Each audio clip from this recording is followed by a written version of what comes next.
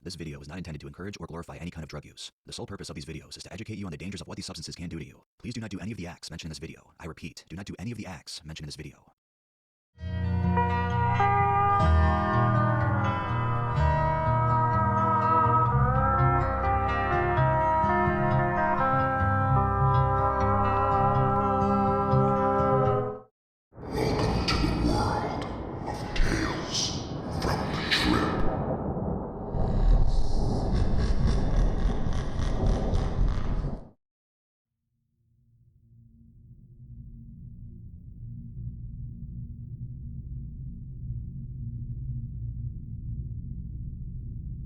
When I was in high school, I was part of a toxic friend group of stoners, drug dealers, and drug users.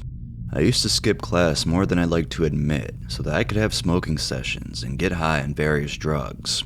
We would smoke anywhere. We smoked huge blunts and ripped bong tokes in broad daylight in the front parking lot, inside vehicles parked there, underneath a camera positioned directly above our joint roto, and in the tree line between the soccer fields while people were attending gym class in the fields beside us. We were ruthless juveniles, and most of the people I still know from those days have grown out of our drug-using phase, except weed. As mentioned, we would smoke anywhere and everywhere, no matter how heat-scored the location was.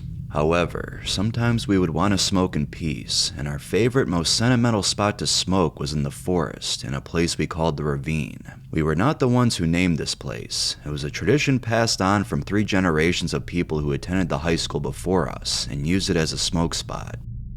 When we were at the Ravine, it was always a bong festival, and 90% of the people smoked poppers. However, I had never tried a popper before, and didn't want to because I didn't like tobacco.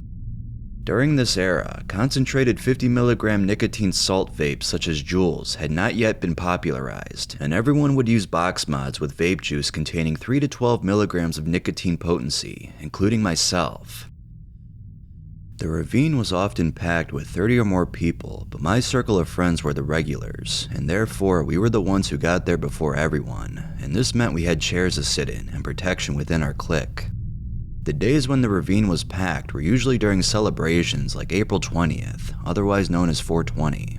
It was very common for local gangs to come down to the Ravine and act shady for a while until they found someone to rob and they would take what they wanted, usually from the irregulars standing around with their backs facing them. One day at the Ravine, part of my circle gathered for a session. It was a normal session for me at first, paranoid and psychosis-ridden, as usual, until a person I considered a friend at the time offered to pack me a free bong toke, so of course, without hesitation, I said yes. I handed him my bowl piece and sat there with my racing paranoid thoughts, tweaking when he handed me my bowl piece in his bong. I didn't normally rip massive tokes because weed was expensive and I would run out quickly, so when he handed the bong over to me, I was practically drooling and frothing by the mouth because when I laid my eyes on the bowl piece, it was packed to the rim with weed on the top. Without hesitation, I lit the bowl up, which must have been the biggest toke I had ever taken yet. As the weed began to cherry, I began ripping on the bong so hard I kissed the fish and I snapped that bowl with fury all in one breath. As soon as the massive cloud of smoke hit my lungs, I became intensely sick. I exhaled and almost dropped the bong, and the guy who packed it caught it out of my hands. It was at this moment that I realized the bowl piece was laced with 90% tobacco batch, or about half a cigarette underneath the 10% of weed blanketed on top. I then lost my motor control, slumped back into my chair, and had the most painful trip of my life. When I leaned back, I began hallucinating because my vision was so blurry, and I felt as if I was on a roller coaster spinning in circles at maximum G-force. I was in a world of sickness and pain, and completely dissociated from the crowd of people laughing in hilarity together. They were in absolute whimsical hysterics as I sat there in the most torturous pain and extreme terrorist hallucinatory state of my life. I honestly can't remember what the hallucinations were like, but I do remember it was more of a spontaneous bodily sensation and dissociation from the extremely blurry vision.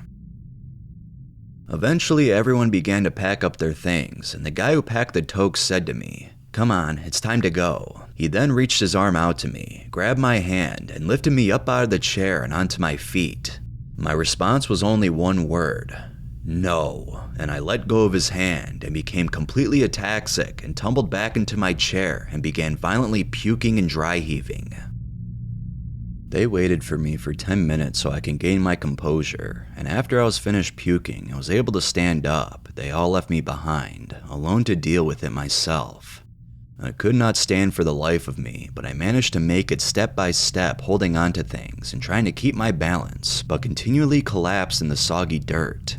I managed to make it to the hill to get out of the ravine, and then I was faced with the challenge of ascending it. I was not wearing boots and had no traction, so I slowly and steadily crawled up the hill in agony. I finally made it to the top of the hill and stood up again. At this point, I was able to walk without collapsing. I was still slightly ataxic, but I wasn't tripping over my own feet anymore. As I staggered and stumbled my way out of the forest, I couldn't hold my torso up because I felt like I was carrying bags of sand on my shoulders or resisting gravitational pull that was stronger than earthly gravity. As I finally made it out of the forest and as I entered the subdivision, I must have looked like a literal zombie because of my balance, coordination, collapsed torso, and lack of motor function in my arms, so they were just drooping down as if I was nodding off while standing on fentanyl. I slowly trudged my way back to school and ran into an actual friend with compassion for me, so he skipped class with me after I told him what happened.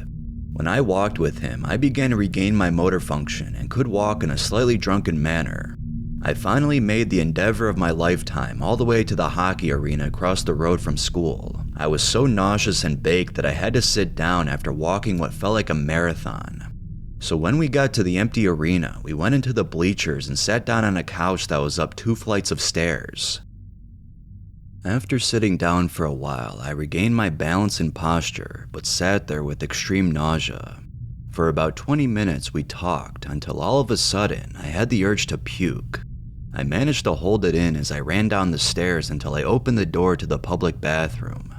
When I opened the door, I instantly expelled a projectile of vomit all over the floor and continued to leave a trail of vomit all the way to the stalls, and by the time I got to the toilet, I had emptied my entire stomach content. None of the vomit made it into the toilet, but I continued to violently dry heave into the toilet for 5 minutes. After that, I left the bathroom and alarmed my friend that we had to leave immediately, so he ditched the place and didn't tell anyone. The janitor must have been furious when he saw the liters of stomach content all over the bathroom. This is a distant memory for me because it's been 5 years or so since this happened, and I can't remember the remainder of that day. What I do remember vividly is that this was the most pain I have ever endured in my life. If it were to happen now as an adult, I would have gone to a hospital because this was an emergency and my country has free healthcare. I had endeavored nicotine poisoning and was sick for days, recovered without any medical assistance and in secrecy from my parents. Before this experience, my first ever time trying a drug that was not weed, I was given 5 20-milligram Adderall pills, and without any tolerance or experience with hard drugs, I took them all. At the peak of the experience, I had felt the most euphoric bliss of my entire life, better than my first hit of crack, but following the peak, I crashed harder than I ever had, and I was tweaking. I stood in front of the toilet for 4 hours straight geeking in an attempt to piss. Once I gave up, I went back to my room and had the worst come down of my life and the most insane hallucinations and bodily sensations I have ever experienced, even from any psychedelic I have ever tried since. Needless to say, I had not learned back then, but I have been sober for a year now and have never been better as a side note. My point being is that my Adderall overdose was extremely painful, but it did not match the gut-wrenching nausea, torturous hallucinations, loss of all motor function, and the battle of making my way up the muddy hill after being abandoned and stranded to figure it out all for myself after being purposefully assaulted by a person I called my friend. I have also been in many fistfights, had an airbag burst in my face and break my nose. I've overdosed and had an amateur nurse ram a catheter in my dick without using any precision or care and without any sedation. All these experiences of pain never surpass a level of agony and torture I endured on the day I overdosed on nicotine.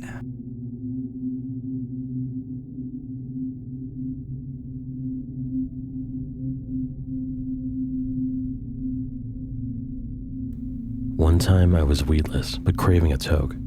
It was too late to score any weed, so I got a pack of light filtered cigarettes at an all-night gas station. I knew cigarettes would not satisfy my hankering to get stoned, but they would satisfy the ritual of lighting, inhaling, and exhaling something which I quite enjoy. Being a non-smoker, I was also looking forward to the nicotine buzz that I had heard about. I lit one cigarette and began to smoke it. What I immediately noticed is that the smoke was much harsher than marijuana smoke. I could only take tiny hits, and even then the sensation in my air passages was slightly burning and stuffy feeling. The taste of the cigarette was also unpleasant compared to the taste of cannabis, which I've grown to enjoy very much. Feeling a slight buzz, which more than anything merely feels like mild dizziness and lightheadedness, I decided to smoke another, hoping to increase my buzz. I smoked my second cigarette and the buzz was dysphoric, if anything. I started feeling very gross. My overall physical self just did not feel right. After I finished my second cigarette, I went inside my house and an overwhelming urge to vomit came over me. I ran to the bathroom and threw up twice. Not to be graphic, but this vomit was not like any other I had produced in my entire life. It was white and foamy with some brown in it. Pretty disgusting. My body felt strange and on edge. I decided then that cigarettes are gross. Since this experience, I have smoked, but it wasn't until months later. And ironically, it was because I moved and I could no longer smoke weed. Sometimes I would smoke ultralights to satisfy my need to be smoking something. I never smoked that much tobacco and nicotine in one session ever again, though. Cigarettes still make me feel very dirty, and that is why I've stopped completely. When I am drinking or out with friends, I may light up, but I no longer waste my money supporting the evil big tobacco companies.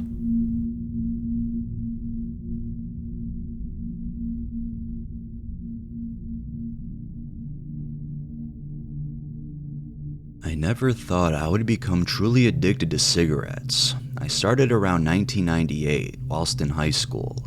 I would smoke 1 or 2 cigarettes a day, and despite my friends telling me not to smoke, that it stank, that I would get cancer, etc., I still kept smoking. I think that now I probably smoked all the more just to annoy them. Well, it went from 1 or 2 a day to around 5 a day within a year or so. It stayed that way until 2000, at which time I began smoking more and more. Half a pack wasn't unreasonable for me at first, then almost a full pack, and finally in 2002, I was on a pack or so per day. My tar and nicotine consumption had also increased, from low tar to mid tar, and finally to high tar, 12 to 16 milligrams of tar and 1.2 to 1.5 milligrams of nicotine per ciggy. Last year, 2003, I tried many times to quit, mainly for health reasons. Although I had only smoked for 5 years or so, the health impacts were considerable. Shortness of breath, feeling sick and lethargic, smoker's cough, and getting colds all the time. I quit many times, often for no more than 1 day at a time. Finally, in July of 2003, I was that sick of tobacco that I decided I would quit for good. I quit cold turkey. I have tried nicotine lozenges, patches, and inhaler. They don't work. In fact, they make me want to smoke more. The first week was absolute hell, constant physical and psychological cravings every 20 minutes or so, but I was determined to quit, and it has now been almost 7 months. I would highly recommend the Cold Turkey Quit website, www.whyquit.com. If I felt like smoking, I would visit that site and wait until the cravings went away. Although I have now quit, I am still scared by tobacco. I know how addicted I was after only 5 years. Most of my family smokes, and it's sad to see. A smoker's cough is probably the most disgusting thing you could hear of a morning. I'm scared because I know it wouldn't take much to make me addicted to it again. I'm worried for many family members. They are smoking more, getting more skinny, and I have real concern at least 2 may develop lung cancer in the near future, and 1 may also develop emphysema, yet they simply will not give up smoking at this time. Even now, even with family members severely affected by their smoking, I could go back to it if I smoked a few ciggies. When I smoke pot, I can't add tobacco or the cravings come back. I know so long as I don't smoke, then I won't take it up again. I am only 20, so I know there's a good chance most of the damage of 5 years smoking can be reversed.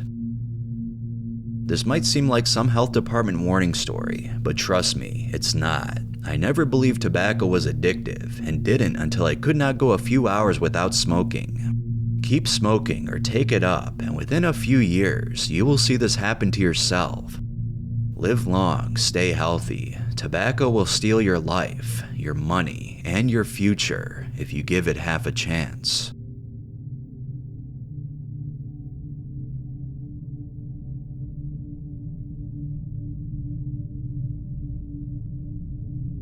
The worst nicotine withdrawal ever. Hello, good and strong people of Reddit.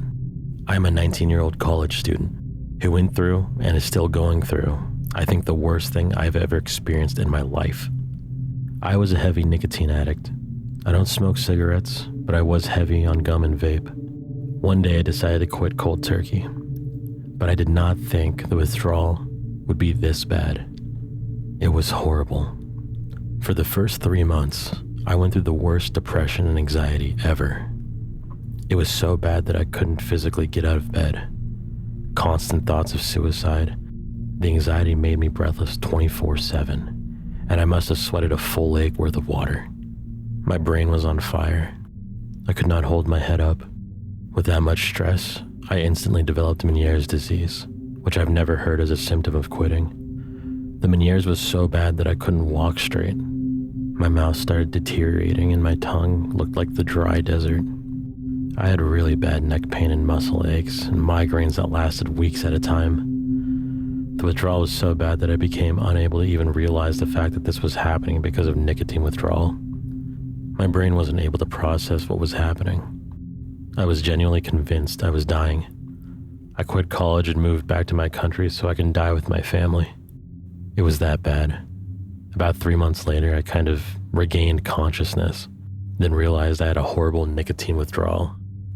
I still have Meniere's and body aches and tinnitus, but no crippling depression. I think I lost hearing in my right ear. Also, my sides are hurting like hell.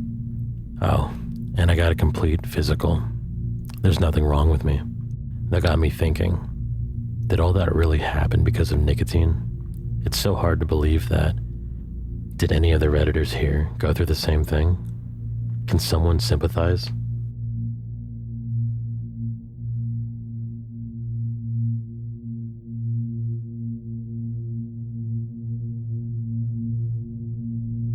I am a 210-pound, 6'3" male in fairly good shape and good health. I do not take any form of prescription medication, nor do I smoke weed or have ever even taken any sort of psychoactive substance within the last month.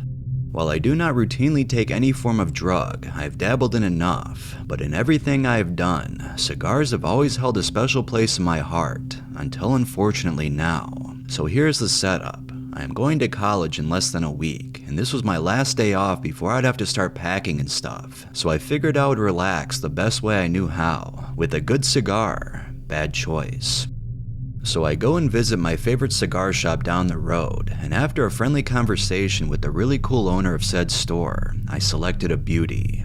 This sucker was huge, I'd say about 1 inch thick and at least 7 inches long. No dick jokes, torpedo style. So I go outside and light it up. Burns great, tastes great, everything is great, and then suddenly, everything is not so great. I don't feel like the classic happy feeling I usually do. There's no head rush. Instead, I feel both incredibly light and incredibly heavy. I have to lean my back against the wall of my house to keep from falling over. Everything starts to spin and I think I'm going to pass out. But then that passes, so I think, hey, I paid for this, so I'll finish it. Yet another big mistake. I get 2/3 of the way through and decide I can't finish. Hell, I can hardly keep conscious. So I go back inside and lay down, but the room is spinning and I'm sweating profusely, and I don't exactly feel sick, but I don't feel right. Everything is just horribly wrong. After a while, I realize I'm going to throw up, so I run to the bathroom and dry heave into the toilet. Now I have a really strong constitution. It's almost impossible to make me throw up, but this time, boy did I throw up. 5 huge purges later, and I'm lying on my bathroom floor covered in sweat and drooling like crazy, and I feel like little bugs are crawling all over me. Eventually, I manage to get up and clean myself off and take a shower, but I don't feel right for at least another hour. So all in all, it was pretty freaking horrible. Maybe someday I will try them again, but no time soon.